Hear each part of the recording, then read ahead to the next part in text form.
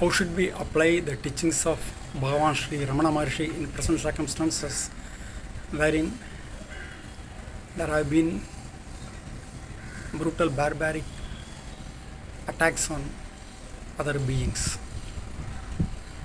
How do we treat evil people, and what is the best way to overcome such evil?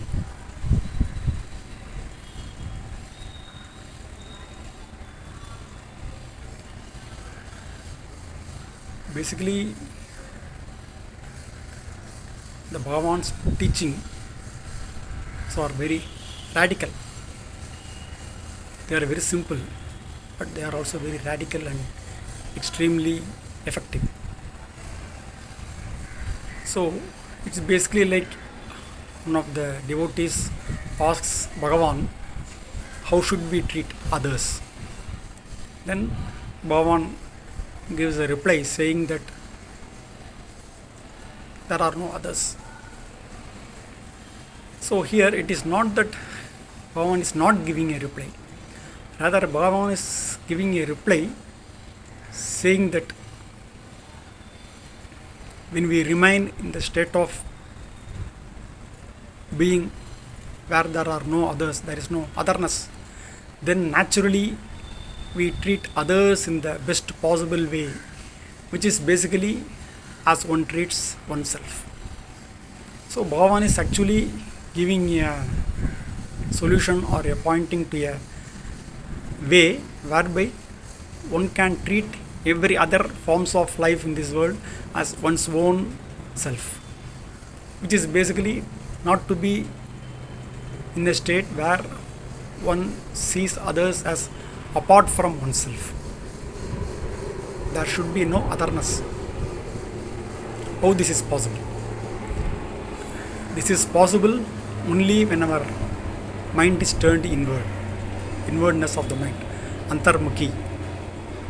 Only then what happens is one remains in the state of natural self-awareness, state of one's own essential being, which is basically the same in all forms of life. There is only one electric current, or just an electric current can light up so many different lights or bulbs in different localities inside different houses in that locality. So the electric current remains the same, but it lights up individual lamps and lights of different shades, different sizes, etc. In the same way, even though there are billions and trillions of different forms of life in the universe, but yet all of these are being infused with the light of self-awareness by the same Atman, Supreme Being, Nirguna Brahman. So the beingness inside all of us, all forms of life, remains the same Atman. It's like having a Wi-Fi, wireless network, by which we are all able to access internet and get different details. But yet the internet service, broadband, which gives us that information, but which actually cannot be seen, which has no form. Right? The same way, the Atman, which is beyond form, is the one which is the source of all forms, all activities, all actions. So all kinds of sense perceptions happen with this formless self-awareness. So when one remains in the state of self-awareness, then naturally one is able to treat all other forms of life as one's own essential being. This is what the essential teaching of Bhagavan Ramana Maharshi. So when Bhagavan says all is one, this is what he means, whereby the inner self-awareness remains the same in all forms of life. Ekamev advitiyam. Truth is one.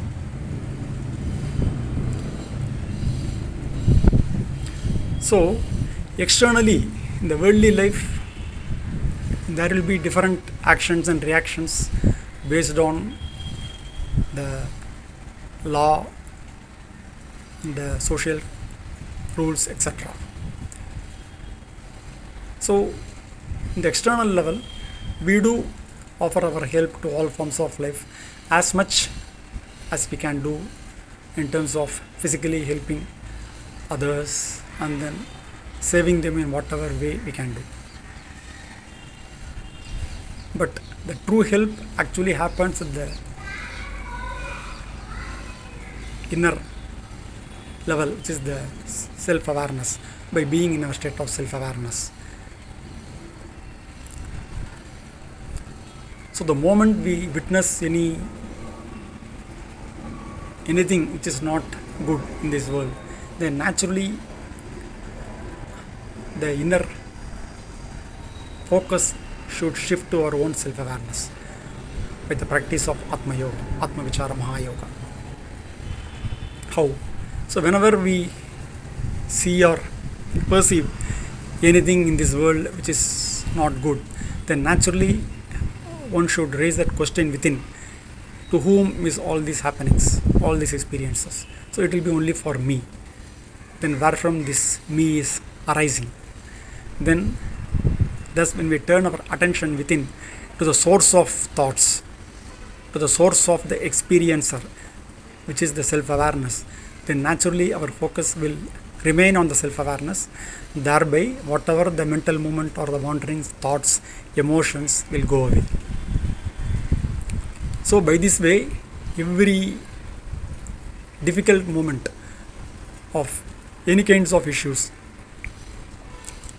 any kinds of violent acts which may be happening around us, we can actually turn this particular incident into an opportunity for us to shift our focus to the inner pure self-awareness, which is the presence of Bhagavan.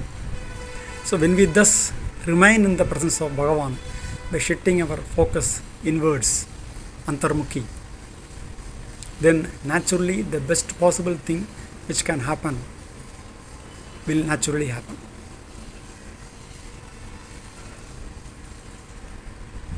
The real prayer is actually to be still and keep one's focus on the pure self-awareness, aham, the feeling of I am. This is the highest form of prayer or worship. The highest form of prayer or worship or the practice, spiritual practice, is the same as the greatest service we can render to humanity. So basically what one has to do to be in the highest form of spiritual practice, and what one has to do so that one can serve the humanity in the highest possible way, they both are the same, one and the same, which is basically to remain as our own self-awareness. When we thus remain as our own self-awareness, then naturally we are doing the highest form of prayer for the good of all forms of life in this universe. And also this will be the greatest service to the humanity. Over and above, one will be able to remain in this state of Atmanishta, which is naturally the way forward to go beyond the worldly existence, bondage, freedom from bondage. So the freedom from bondage and doing greatest service to humanity both requires one to be in the state of Atmanishta, to abide as one's own self-awareness all the time, as much possible. So by this way, we will be without any desire on our part. We will be able to share that light of peace and happiness around, unseen by others. And this will be the greatest help we can render to all forms of life. So what is the way so that we can treat the evil people in the world? We should understand the fact that both the forces of good and the forces of evil have come from the same Supreme Being. But why should the Supreme Being create such evil forces? Actually, the reason is all of us. It is only because we deviate from being in the presence of Bhagavan. We shift our focus from being in the presence of Bhagavan towards the worldly objects. Only because of this kind of lack of focus, the evil forces, they rise up and they gain strength. So the way to treat evil people is to learn from them how one should not function in this world. So they teach us how we should not be in this world. At the same time, we need not have any hatred towards such beings. It is not they are as such evil. The Atman resides in all forms of life. Atman encloses everything and everything is enclosed in Atman.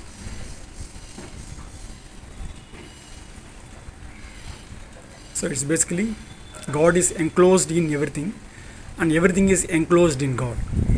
So God is inside, outside, moving, unmoving in all forms of life, inside, outside, beyond, innermost.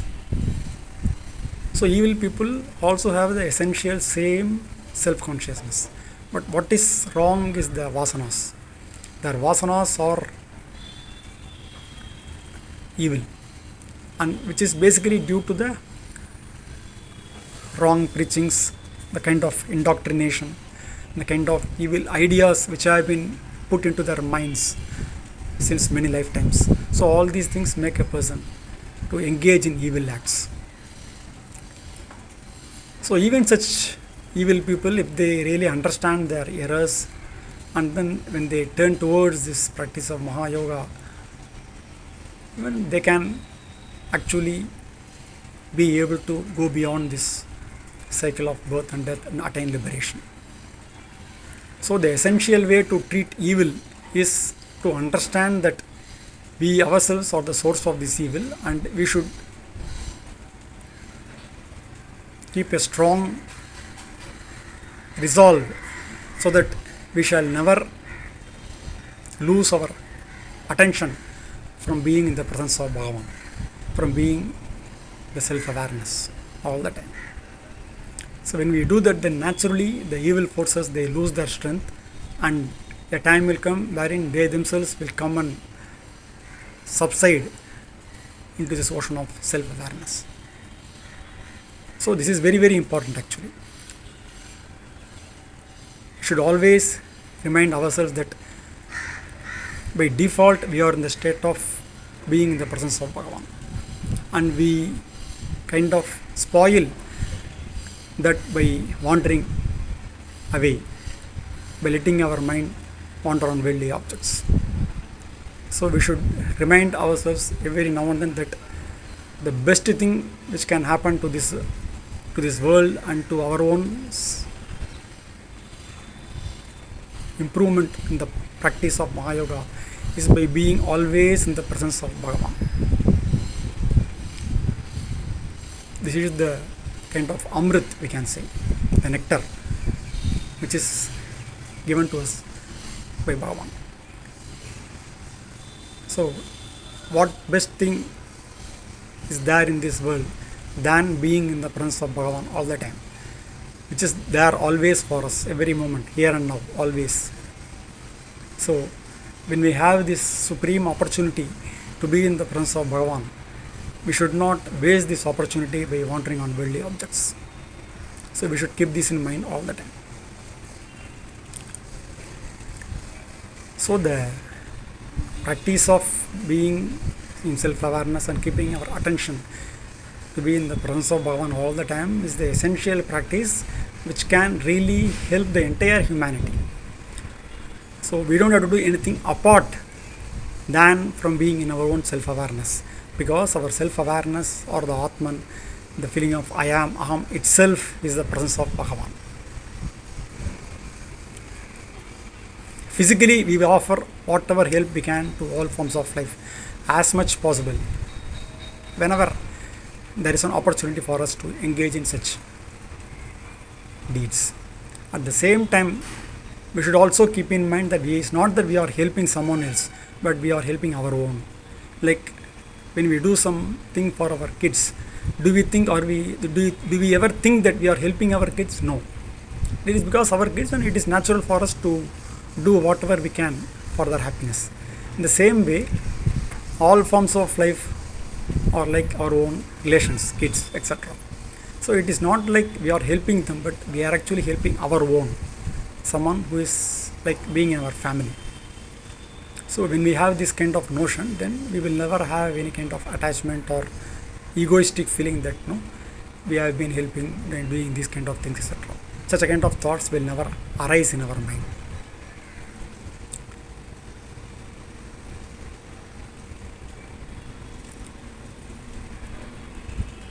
So this is the best way to overcome and defeat evil in this world. The fact that we should never lose our focus on self-awareness and to always remain in the presence of Bhagavan all the time as much possible, to be in the state of Atmanishta.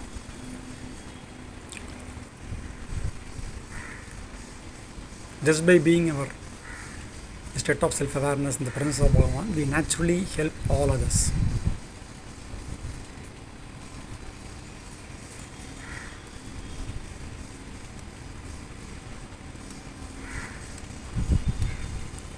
When we are in the state of no otherness, then naturally we help others to the maximum extent possible. This is the truth. This is the highest form of prayer, worship. Of course, people can do various kinds of chanting of hymns, Vedic mantras, etc. They all do good. But the highest good is done by being Atman, by being in the presence of Bhagavan. Bhagavan always teaches at the highest level. Should always keep that in mind. So whatever Bhagavan says, he says the highest level actually.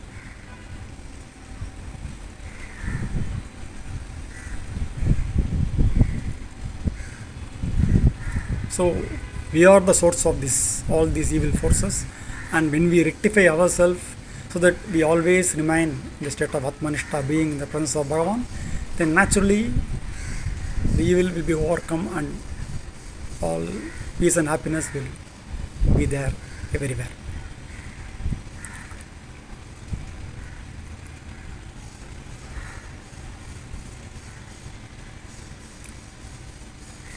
And for this, we don't have to do anything extra actually. We just have to undo whatever the unwanted things we have been doing already. Not to keep our mind on unwanted worldly objects, events, etc. But keep one's attention always on the beingness.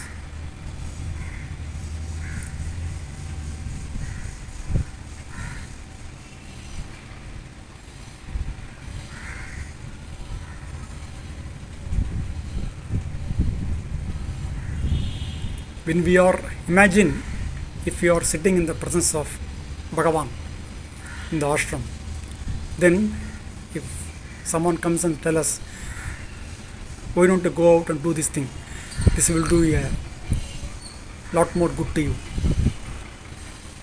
will we ever do that? We will say no. Being in the presence of Bhagavan is the highest good that can happen to me. There is no point in going out doing anything else when I can remain in the presence of Bhagavan here. In the same way, the same presence of Bhagavan is there even now, only the physical form of Bhagavan right now it is not there, but his presence as our own inner self-awareness, the pure consciousness, aham, existence consciousness, the feeling of I am is always there with all forms of life. So whenever, at every moment of time, if we can remain in our state of pure self-awareness, then we are actually in the presence of Bhagavan. So we should never leave this presence of Bhagavan even for a moment. Of course, there will be moments where we will leave that presence due to our habits, but each and every time whenever we lose that focus, we should regain ourselves with a higher resolve, so that we will again remain in the state of beingness in the presence of Bhagavan forever. So this teaching of Bhagavan to be in his presence all the time, being in self-awareness, the I am, aham, is the highest teaching which can be applied in our daily life, and this will do the utmost good to one's own self-realization or liberation, and it will also do the highest good to the humanity as well, so that the evil forces in due course of time will be erased and there will only peace and happiness. Arunachala Hrit Spurti Swarupanugrahatmane Namo Bhagavate Drashtre Ramanaya Nirantaram. Arunachalam வழங்கப்பெறும் இதய பேருடைய தமது இயலும் அருளுமானவரும் சர்வசாட்சியுமான ஸ்ரீ ரமண பகவானுக்கு உள்ளத்தை இடைவிடா வணக்கம்.